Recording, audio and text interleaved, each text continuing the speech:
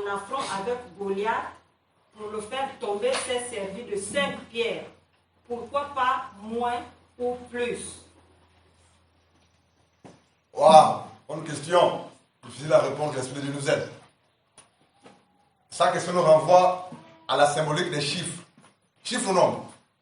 Chiffre. Amen. Sinon, je ne vais pas faire beaucoup l'école. Hein. Je m'en rattrape en route. Je ne vais pas prêcher ma parole.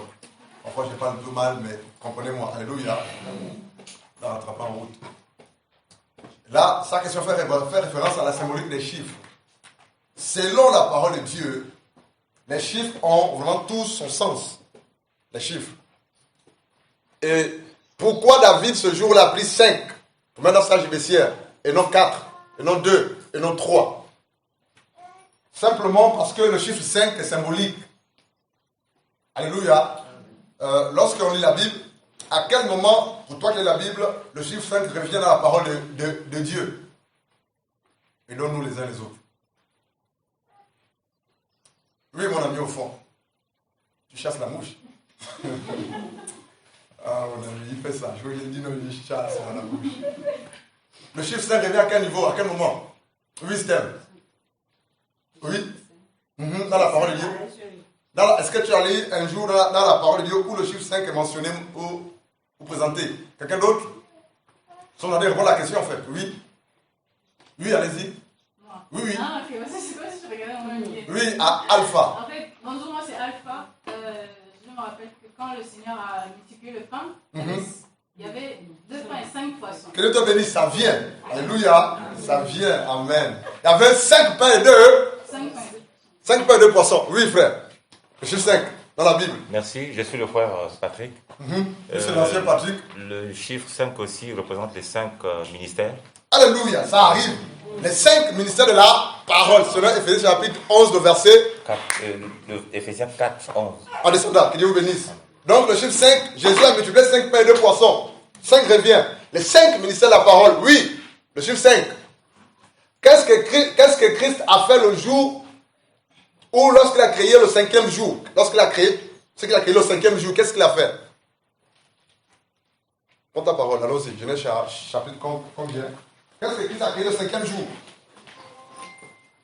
Pour répondre à une question selon la parole de Dieu, il faudrait toujours se référer à la parole de Dieu.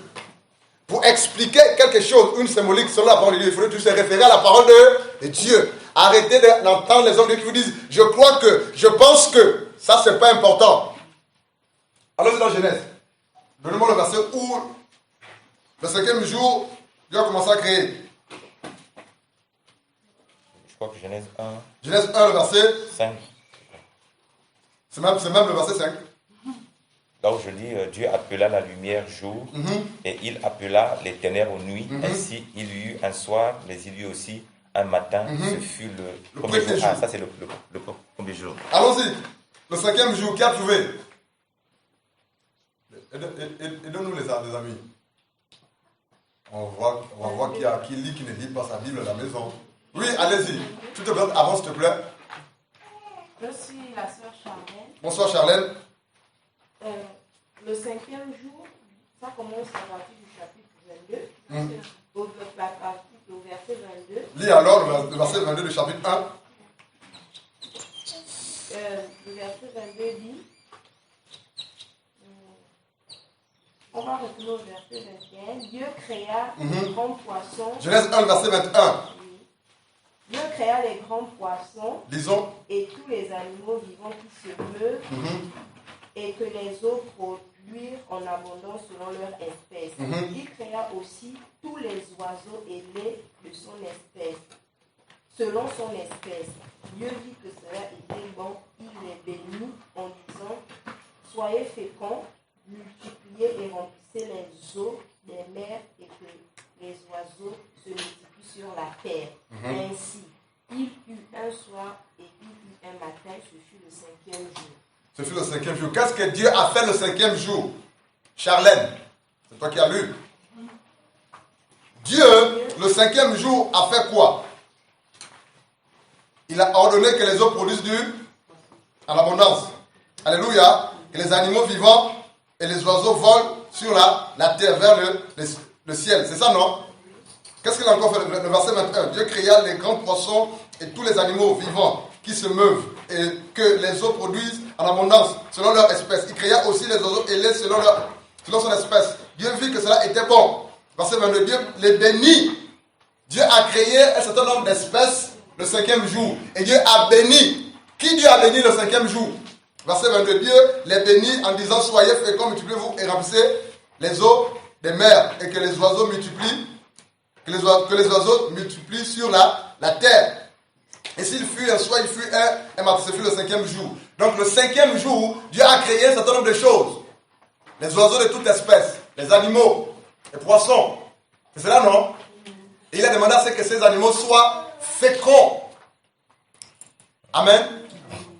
Le chiffre 5 revient encore à quel niveau dans la parole de Dieu? Ça revient bien même encore. On n'a pas encore tout dit.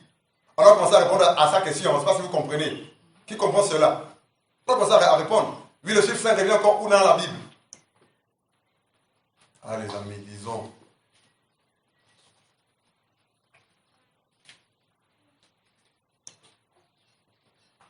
Alléluia. On peut s'arrêter là. Pourquoi David a pris 5? Parce que simplement, le chiffre 5, selon Genèse, chapitre 1, le verset 20 à 25, ça fait partie du chiffre de la création, le chiffre de la fécondité. Alléluia. Pourquoi le chiffre 5? Parce que lorsqu'on lit Éphésiens chapitre 4, le verset 11, le chiffre 5, c'est le chiffre du ministère. Alléluia. L'autorité. Parce que le 5, de la parole, symbolise l'autorité de la parole. Alléluia. Donc David s'est servi du chiffre 5 qui symbolise l'autorité de la parole pour vaincre Goliath. Pourquoi le chiffre 5? Regarde, donnez les 5 pains. C'est le chiffre de la multiplication. Avec 5 poissons, Jésus a multiplié à tel point qu'il y a même encore du reste. Alléluia. Le chiffre 5. C'est pas en vain, c'est pas par hasard que David a pris 5 pierres. Avec Dieu, il n'y a pas de hasard. Tout ce que Jésus a fait, tout ce que Dieu a posé comme acte ou proclamé comme parole, a une signification puissante et surnaturelle. Alléluia. Oui, autre question. Et pour compléter, David n'a pas pris que les 5, il s'est servi de quoi encore? La fronde. C'est pas tout. Il s'est servi de quoi encore? La parole. Il a dit, toi tu viens vers moi avec quoi? L'épée et le javelot. Mais moi je viens vers toi au nom de l'Éternel des armées. Et Goliath était vaincu. Si on veut obtenir des victoires, quelle que soit la situation, utilisons la parole de Dieu au nom de Jésus. Amen. La parole de Dieu est infaillible. Mais qui est la parole de Dieu? Jésus-Christ de Nazareth. Mais où est-ce que David a pris les 5 pierres? Dans le torrent.